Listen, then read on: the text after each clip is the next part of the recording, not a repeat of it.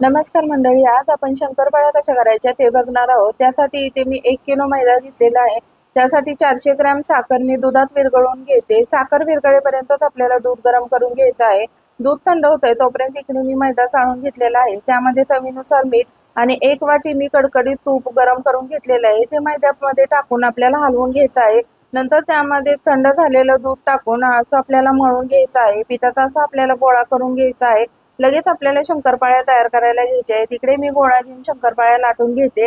तर इकडे बघा अशा पद्धतीने मी लाटून घेतलेल्या आहे। आता त्याच्या कडा कापून शंकरपाळ्या कापून घेते। तुम्हाला पाहिजे तशा तुम्ही शंकरपाळ्या कट करून घेऊ शकता। इकडे मी कढईत तेल गरम करत ठेवलेलं आहे। तर अशा पद्धतीने मी इकडे शंकरपाळ्या तळून घेते। तर हे तुम्ही बघू शकता कसे पदर पण सुटलेले आहे। छान अशा शंकरपाळ्या तयार आहेत। तुम्हाला रेसिपी कशी वाटली कमेंट करून नक्की सांगा आणि आवडल्यास लाईक करा, कमेंट करा, शेअर करा आणि सबस्क्राईब करायला विसरू नका। धन्यवाद।